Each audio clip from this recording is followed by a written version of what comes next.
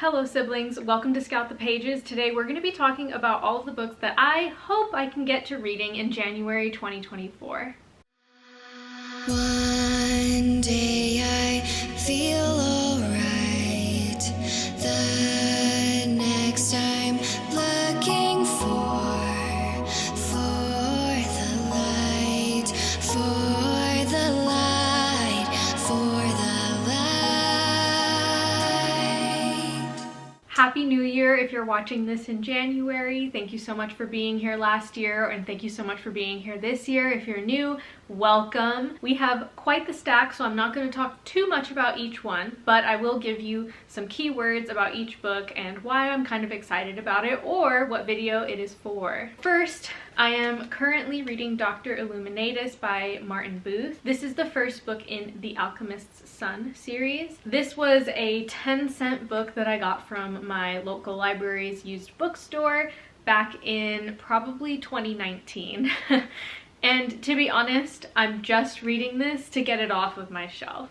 At this point, I've kind of lost interest in the whole alchemist story, especially since I read The Alchemist last year in 2023, and it did not hit home for me personally. This book is already starting out to look a lot like that book. From page 1, it also features two twins, a boy and a girl, who are in their early teens, and they discover alchemy. So far, I am skeptical. I am only about a chapter in. I started it this morning, and the vibes are a little off. It seems to take place in Europe, as far as I can tell, and it seems okay. We will see. It is short, and I can only physically read it because I cannot find an audiobook anywhere. If you happen to know where to get an audiobook of this, you will be my savior. This is Sherry King's Ravenous. This is The Horde Wars Book 1. I was very lucky back in 2018. I found a huge stack of Alara's Cave books in physical print for about 25 cents to 50 cents each. This one was 50 cents, but as a experiment, a social experiment, something to have a personal little laugh about, I've been reading these books and cringing really hard. I've been reading them and then summarizing them in great detail to my husband, but in my own words, and he finds it hilarious. So I thought, why not share this with the world and start sharing them with you in videos? So this will be its own video where I read unhinged old romances. Next, we have the first book in the Wings of Fire novel series. I read the entire graphic novel series up to this point's publication last year and really enjoyed it. And I was so pleasantly surprised. I picked up the entire box set of the whole series. It takes 2 box sets to complete it. Luckily, Costco had both of them for pretty cheap, so I picked them up this last year, and I'm very excited to start reading the book series because I could feel in the graphic novels that even though the graphic novels themselves were really well written and thought out and felt very immersive and complete, I could still tell that there were some things that I was missing. I could tell that there was a lot more depth to this world than I was being given in the graphic novel. So I'm very excited to dive into the original content. This is going to have that depth that I'm looking for, I think. And I realized each box set comes with its own bookmark. How fun. I'm so excited. So yeah, the first one will have its own video in January as well. Next, I am doing a video along with MJ Reads. We are going to be reading graphic novels that were published in 2023 because Goodreads took away the graphic novels and manga category in the Goodreads Choice Awards, and we found that to be highly offensive. So we are going to be reading as many of the graphic novels and comics that we were interested in and review them ourselves just to give them some more buzz because visual novels are still novels. First on that list, we have The Princess and the Grilled Cheese Sandwich. I'm very excited for this book. The title and the cover art alone are enough to make me want to pick up this book. So I'm very excited about this. I have to get on these graphic novels pretty early in the year because my library wants them back. This seems to be some kind of romance. I'm not really sure. I didn't do too much research into these books, as you're noticing. Next, we have Project Knot, which is also a graphic novel on that list. This is apparently a sci-fi romance, and it is queer. I did not know that when I first decided to add this to the list, but I am very excited to find that out, and it will probably be the first one I start for that video after Twistwood. I already read Twistwood, that's why it's first, but I'm very excited for this one. I love a queer sci-fi. Next, we have a bit of a depressing one. This is Hungry Ghost. I believe this deals a lot with eating disorders and parental issues. So very skeptical about this one in a sense of like, are my feelings going to be hurt? Am I going to be heartbroken at the end of it? Probably, but I'm assuming it's going to be really good because it does look really good. I believe this book features a Korean main character and deals a lot with mental health, if I'm not mistaken. Again, didn't do too much research into the graphic novels because I don't want to spoil them, but this one sounds like it's going to be very moving, a little hard-hitting, a little emotional, and I think this involves the passing of family members, so very nervous for this one as well. Next, we have a book from my book haul that I'm going to upload right after this video. This is Cheese Sweet Home Volume 1, or Collection 1. This is a complete collection of the first part of Cheese Sweet Home. I believe this is just a sweet, wholesome graphic novel about a cat. So what else do you need to know? I got it for 20% off at Target. Lastly, for books that I physically own, I was supposed to read The Dragon Kingdom of Renly, the first 3 books, in December, but I honestly just didn't get to it, and that's okay. I read a lot of other books that were really good and really fun. I just wasn't in the mood, and it'll be quick once I actually do decide to get to it.